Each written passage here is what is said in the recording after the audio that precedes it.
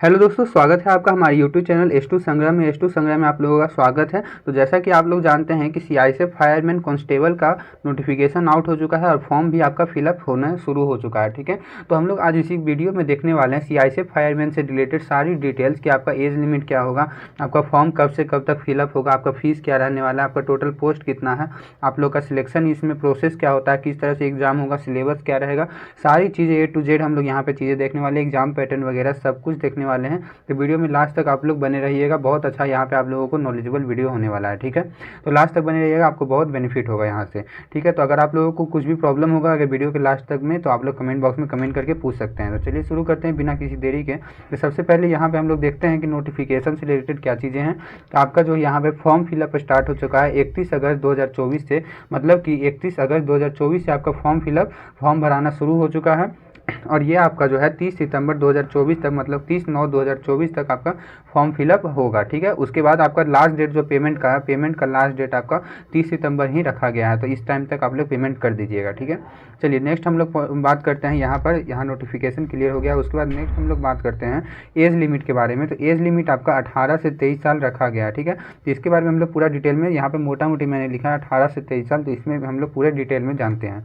तो सबसे पहली चीज़ यहाँ पे आप लोगों को दिख रहा होगा कि जैसा कि यहाँ पे एज लिमिट आप लोग देख सकते हैं 18 से 23 साल जो होना चाहिए आपका। कब से? तो ये आपका काउंट होगा 30/9/2024 से। ठीक है, 30/9 मतलब कि 30 सितंबर के बाद से आपका यहाँ पे काउंट होगा। ठीक है, 18 साल आपका हो जाना चाहिए या 23 साल से ज़्यादा नहीं होना चाहिए 30/9/2024 के बाद से। ठीक है, और इसका मतलब यहाँ पे आप समझ सकते हैं कि 1/10/2001 के से पहले आपका जन्म नहीं होना चाहिए और 30/9/2006 के बाद आपका जन्म नहीं होना चाहिए। ठीक है, इतना चीज़ समझ में आ गया होगा आपको। तो 18 से 23 साल आपका उम्र होना चाहिए। और इसमें आप लोगों का ये तो हो गया जनरल कैंडिडेट के लिए, जनरल ऑल कैंडिडेट के लिए इतना। लेकिन इसमें जो है SC ST कैंडिडेट के लिए 5 साल का छूट दिया गया है।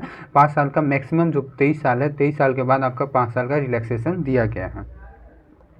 उसके बाद हम लोग अगर OBC की बात करें तो OBC में 3 साल का रिलैक्सेशन दिया गया है। उसके बाद एक सर्विसमैन का 3 साल का दिया गया है। आप लोग यहाँ पे पढ़ सकते हैं, जो भी चीज़ जो लोग हैं वो पॉज करके अपना चीज़ें पढ़ सकते हैं। फिर यहाँ पे देखें कि यहाँ पे जो ये स्पेशल है गुजरात के कुछ लोगों के लिए, जो कि 5 साल, 8 साल और 10 साल है UR के लिए, OBC SC ST के लिए, जो कि आप लोगों को ज़रूरत है। तो आप लोग यहाँ पे पॉज करके देख सकते हैं। और आपका यहाँ पे जो बताया गया date of birth and name filled by the candidate in the online application, वो जो होना चाहिए आपका मैट्रिकुलेशन का जो सर्टिफिकेट है, जो डेट ऑफ बर्थ और नाम जो आप लोग फिलअप करिएगा फॉर्म में, वो आपका मैट्रिक और जो आपका 12th है, तो दोनों में जो है वही आपका फिलअप होना चाहिए। ठीक है, तो ये चीज़ें आप लोग यहाँ पे ध्यान दीजिएगा। चलिए नेक्स्ट पॉइंट पे अगर हम लोग बात करें तो अब दूसरी पॉइंट आती है कि एजुकेशनल क्वालिफिकेशन आपका क्या रहने वाला है। तो एजुकेशनल क्वालिफिकेशन की बात करें सिंपल भाषा में, तो 12th क्लास आपका रहना चाहिए, वो भी साइंस सब्जेक्ट से। ठीक है, साइंस के कोई भी सब्जेक्ट से आप लोगों का 12th क्लास पास आउट होना चाहिए। जैसे कि यहाँ पे लिख दिया है कि मिनिमम आपको 12th क्लास या उसके इक्विवेलेंट कोई भी, अगर 12th का इक्विवेलेंट में कोई भी डिग्री है तो वो चल सकता है। उसमें आपका साइंस के सब्जेक्ट्स होने चाहिए, जैसे कि फिजिक्स, केमिस्ट्री, मैथ, बायोलॉजी, ये सारी चीज़ें होना चाहिए। ठीक है, तो आप लोग समझ में आ गया होगा इतना चीज़ें। Educational qualification 12th with science. चलिए नेक्स्ट पॉइंट पे बात करते हैं हम लोग। अब सिलेक्शन प्रोसेस आपका क्या रहने वाला है, बहुत इंपॉर्टेंट चीज़, इसको समझना बहुत ज़रूरी है। तो सिलेक्शन प्रोसेस में किस तरह से है, तो सबसे पहले आपका यहाँ पे फिजिकल इफिशियंसी टेस्ट PET जिसको बोलते हैं, मतलब कि आपका सिंपल में अगर बोले तो दौड़ होगा, हाइट वगैरह, आपका फिजिकल टेस्ट होगा। ठीक है, फिजिकल टेस्ट होगा, जैसा कि आप लोग यहाँ पे देख सकते हैं। पहले आपका फिजिकल इफिशियंसी टेस्ट होगा, उसके बाद आपका डॉक्यूमेंट वेरिफिकेशन होगा। पहले आपको दौड़ होगा, उसमें हाइट वगैरह, चेस्ट वगैरह सब कुछ आपको चेक किया जाएगा। अगर उसमें आप लोग क्लियर कर लेते हैं तो उसके बाद आपका डॉक्यूमेंट वेरिफिकेशन, उसके बाद भी आपका एग्जाम नहीं होगा। उसके बाद आपको अपना डॉक्यूमेंट चेक कराना होगा। अगर आपका डॉक्यूमेंट सारा चीज़ें सही हैं तो उसके बाद आपको CBT एग्ज़ाम के लिए कॉल लेटर आएगा। CBT एग्ज़ाम के लिए आपका नाम आ जाएगा, तो उसमें फिर आपको अपीयर होना है। CBT में कौन सा सब्जेक्ट है, कितना नंबर का है, वो सारी चीज़ें हम लोग नीचे अभी देखने वाले हैं। इसके बाद हम लोग थोड़ा सा देखने वाले हैं। उसके बाद आप लोगों का CBT एग्ज़ाम हो जाएगा, कंप्यूटर बेस्ड टेस्ट। उसके बाद आपका जो है मेडिकल एग्जाम होगा, डिटेल्ड मेडिकल एग्जामिनेशन DME। ठीक है, यहाँ पे आप लोग पढ़ भी सकते हैं, यहाँ पे लिखा हुआ PET होगा या फिर फिजिकल स्टैंडर्ड टेस्ट। उसके बाद आपका डॉक्यूमेंट वेरिफिकेशन, यहाँ पे लिखा हुआ ये नोटिफिकेशन का ही स्क्रीनशॉट है। उसके बाद रिटन एग्जामिनेशन होगा। उसके बाद आपका डिटेल्ड मेडिकल एग्जामिनेशन होगा। तो अब आपको यहाँ पे उसके बाद आपका यहाँ पे मेरिट लगेगा। ठीक है, ये चीज़ें आप लोग समझ में आ गया होगा। पहले आपका फिजिकल टेस्ट होगा, डॉक्यूमेंट वेरिफिकेशन CBT होगा, मतलब कि रिटन एग्जामिनेशन, उसके बाद मेडिकल होगा, फिर फाइनल मेरिट आपका लग जाएगा, आपका ज्वाइनिंग हो जाएगा। ठीक है, चलिए नेक्स्ट बात पे हम लोग बात करते हैं कि सैलरी आपका इसमें क्या रहने वाला है। तो ये जो है आपका लेवल 3 का जॉब है। ठीक है, लेवल 3 का जॉब है जिसमें कि सैलरी आपको मिलेगा 21,700 से लेकर 69,100 तक। ठीक है, आपका लेवल 3 का जॉब है जिसमें कि सैलरी आपको ये मिलने वाला है। फिर अगर टोटल पोस्ट की बात किया जाए तो टोटल पोस्ट आपका 1130 है। यहाँ पे बहुत ध्यान देने वाली बात है कि ये जो 1130 पोस्ट है ये टोटल है। ठीक है, टोटल पोस्ट है आपका 1130, लेकिन इसको आपको बांट दिया गया है अलग अलग स्टेट में। ठीक है, अलग अलग स्टेट में ये वैकेंसी जो है बढ़ चुका है, जिसमें थोड़ा थोड़ा सारे स्टेट में वैकेंसीज हैं। तो आप अगर मान लेते हैं कि आप अगर बिहार से हैं तो आप बिहार के ही वैकेंसी में आप लोग फॉर्म फिलअप कर सकते हैं, बिहार से रिलेटेड ही। ये ना कि आप यूपी में भर देंगे, उत्तराखंड में भर देंगे, ऐसा नहीं हो सकता। यूपी का बच्चा यूपी में भरेगा, बिहार का बच्चा बिहार में भरेगा। इसमें आपको डॉक्यूमेंट जैसे रेसिडेंस सर्टिफिकेट आपका यहाँ पर लगेगा। बिहार के स्टूडेंट हैं, अगर आप लोग बिहार के निवासी हैं तो आप लोगों को यहाँ पर रेसिडेंस सर्टिफिकेट देना होगा बिहार का। अगर यूपी में अगर फॉर्म भर यूपी में भर दीजिएगा, वहाँ पे आपको रेसिडेंस खोजा जाएगा, तो आप कैसे दिखाइएगा। तो इसलिए जो लोग यूपी के हैं तो वो यूपी के भरेंगे, जो बिहार में हैं वो बिहार के ही फॉर्म भर सकते हैं। ठीक है, आपका यहाँ पे कट ऑफ जो होगा वो भी आपका स्टेट वाइज ही निकाला जाएगा। ये चीज़ें आप लोग बहुत अच्छी तरीके से समझ लीजिए, गलती नहीं करिएगा, नहीं तो आप लोगों को यहाँ पर डिस्क्वालीफाई हो जाइएगा। उसके बाद हम लोग यहाँ पे फिजिकल एलिजिबिलिटी, आप फिजिकल टेस्ट जो मैंने आपको बोला कि पहले आपका PET होगा, फिजिकल इफिशियंसी टेस्ट, वो कैसे होगा वो सारी चीज़ें यहाँ पे मैं आपको बताता हूँ। तो देखिए इसमें जो है आप लोगों का फिजिकल इफिशियंसी टेस्ट में सबसे पहले आप लोगों का 5 किलोमीटर का रनिंग होगा, जो कि 24 मिनट में आपको कंप्लीट करना है। कितना मिनट में? 24 मिनट में आपको 5 किलोमीटर का रनिंग कंप्लीट करना है।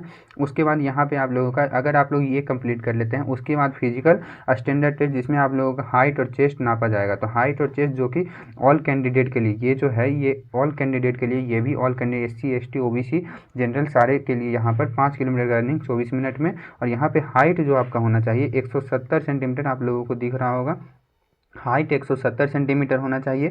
और चेस्ट जो आपका होना चाहिए 80 सेंटीमीटर कम से कम होना चाहिए, इससे ज़्यादा भी हो सकता है। तो 80 सेंटीमीटर कम से कम होना चाहिए, और 5 सेंटीमीटर जो है आपका इसमें एक्सपेंशन होना चाहिए। 80 से 85 आपका होना चाहिए, और 5 सेंटीमीटर आपका फुलाने के बाद बढ़ना चाहिए। इतना चीज़ें आप लोगों को समझ में आ गया होगा। अब यहाँ पर रिलैक्सेशन का बात करें तो जो हिली एरियाज़ में आते हैं, जो जैसे कि हिमाचल प्रदेश, गोरखा, डोगरा, मराठा, सिक्किमीज, लद्दाख, ये सब जगह के जो लोग हैं उन लोगों के लिए जो है 165 सेंटीमीटर हाइट दिया गया है, और 78 to 83 सेंटीमीटर चेस्ट आपका दिया गया है। इसमें भी आपका 5 सेंटीमीटर, इसमें भी आपको लोगों का फुलाव होना ज़रूरी है। चलिए नेक्स्ट अब यहाँ पे बात करिए जाए तो नेक्स्ट में हम लोग यहाँ पे देखते हैं, तो यहाँ पे कुछ और चीज़ें ही हैं फिजिकल स्टैंडर्ड टेस्ट से आपका जो चेस्ट वगैरह है उससे रिलेटेड। तो जो यहाँ पे देखिए इस वाले चीज़ में कि जो लोग मिजोस एंड नागाज एरिया से हैं, ट्राइबल और आदिवासी हैं, वो लोग के लिए जो है यहाँ पे आपका हाइट 162 सेंटीमीटर होना चाहिए, 162.5, और आपका चेस्ट 77 to 82 सेंटीमीटर, और एक्सपेंशन 5 सेंटीमीटर का होना चाहिए। ये सारी चीज़ें क्लियर होंगी। अब नेक्स्ट हम लोग यहाँ पे आपका जो है फिजिकल टेस्ट में आपका वेट भी आता है, लेकिन ये वेट जो है आपका मेरे हिसाब से आपका यहाँ पर ये मेडिकल टेस्ट जब होगा उस टाइम आपका वेट चेक किया जाएगा। वेट से रिलेटेड यहाँ पे सिंपल बोल दिया है कि आपका हाइट आपका जितना है उस रिलेटेड में आपका वेट होना चाहिए, और ये सारी चीज़ें चेक होंगी आपका मेडिकल के टाइम में। ठीक है, तो वेट पे भी अपना ध्यान दीजिएगा, वज़न आपका एक नॉर्मल होना चाहिए। और यहाँ पे आप लोगों को देखिए कि यहाँ पे जो फिजिकल एग्जामिनेशन टेस्ट है इसका कोई भी मार्क्स नहीं है, ये बस क्वालिफाई करना है। इसको आप लोगों को क्वालिफाई करके उसके बाद डॉक्यूमेंट वेरिफिकेशन करवा के उसके बाद CBT आप लोग एग्ज़ाम दीजिएगा, जो आप लोग रिटन एग्ज़ाम दीजिएगा उसके हिसाब से आपका मेरिट लगेगा। इतना चीज़ें आप लोग समझ में आना चाहिए। यहाँ पर सिंपल बहुत अच्छी से लिख दिया, ये सिर्फ क्वालिफाइंग नेचर का है। चलिए नेक्स्ट पॉइंट पे हम लोग यहाँ पे एग्जाम पैटर्न, बहुत इंपॉर्टेंट। अब यहाँ पे बात करते हैं एग्जाम पैटर्न आपका क्या रहने वाला है। तो एक आपका कंप्यूटर बेस्ड एग्जामिनेशन होता है, या फिर OMR भी हो सकता है, दोनों चीज़ें लिख दिया है, अभी कन्फर्म नहीं है। तो आपका कंप्यूटर बेस्ड एग्जामिनेशन, कोई भी एग्जामिनेशन हो तो उसमें आपका जो है यहाँ पे 4 पार्ट में आपका ये एग्ज़ाम होने वाला है। ठीक है, जिसमें आपको 2 घंटा का टाइम दिया जाएगा, जिसमें हर एक क्वेश्चन 1 नंबर का है। ठीक है, हर क्वेश्चन 1 नंबर का है, जिसमें आपका reasoning, general intelligence and reasoning 25 question है 25 नंबर के। आपका जीके जो है 25 क्वेश्चन है 25 नंबर के। एलिमेंट्री मैथमेटिक्स जो है आपका 25 क्वेश्चन 25 नंबर के। और इंग्लिश या हिंदी में दोनों में से कोई एक सेलेक्ट करके आप चूज़ कर सकते हैं, 25 नंबर का है और 25 क्वेश्चन है। ठीक है, ये चीज़ें आप लोगों को समझ में आ रही हो। और 2 घंटा आपके पास टाइम है, बहुत अच्छा सा टाइम दिया गया है। इसमें ये चीज़ यहाँ पे नोट करने वाली चीज़ है कि लिखा हुआ है कि इंग्लिश एंड हिंदी दोनों लैंग्वेज में ही सिर्फ रहेंगे। जो भी कैंडिडेट्स हैं वो लोग चाहे तो हिंदी में या इंग्लिश में ही एग्ज़ाम दे सकते हैं, इसके अलावा दूसरी लैंग्वेज में एग्ज़ाम नहीं होंगे, ठीक है। ये आपका कंप्यूटर बेस्ड एग्जामिनेशन होगा। और इसमें एक चीज़ और कि आपका ये जो है नेगेटिव मार्किंग, इसमें देखिए यहाँ पे there shall be no negative marking, यहाँ पे आप लोगों का कोई नेगेटिव मार्किंग नहीं है। इसका मतलब कि 100 के 100 क्वेश्चन आप लोग कलर करके मतलब टिक करके आइएगा, ठीक है। यहाँ पे 100 क्वेश्चन टोटल रहेंगे, 100 मार्क्स का आपका टाइम रहेगा आपका 2 आवर का, ठीक है। ये एक चीज़ क्लियर होगा और इसका स्क्रीनशॉट लेना चाहते हैं तो ले लीजिए। चलिए नेक्स्ट पॉइंट पे हम लोग बात करेंगे। जैसे कि यहाँ पे देख लीजिए नेगेटिव मार्किंग नो है, मतलब नेगेटिव मार्किंग आप लोगों का नहीं है। अब यहाँ पे अगर सिलेबस का बात किया जाए तो सिलेबस जो आप लोगों को मैंने बताया कि सिलेबस जो है आप लोगों का यही चीज़ें हैं कि आपका रीजनिंग है, मैथ है, जनरल नॉलेज है, उसके बाद आपका हिंदी इंग्लिश है, ठीक है। हिंदी या इंग्लिश में कोई एक चीज़ आप लोग ध्यान देकर पढ़ सकते हैं। तो यहाँ पे जो सिलेबस है, ये डिटेल सिलेबस है, वो मैं आपको टेलीग्राम पे दे दूँगा, तो टेलीग्राम पे आप लोग ज्वाइन हो जाइएगा। नीचे लिंक आपको डिस्क्रिप्शन में है, टेलीग्राम या व्हाट्सअप चैनल पे आप लोग ज्वाइन हो जाइएगा, दोनों जगह पर। वहाँ से आपको मिल जाएगा इसका सिलेबस टोटल एकदम डिटेल सिलेबस सब कुछ आपको मिल जाएगा। और चैनल अच्छा लगा हो तो सब्सक्राइब जरूर कर लीजिएगा, ठीक है। तो मिलते हैं नेक्स्ट वीडियो में, तब तक के लिए बाय, जय हिंद।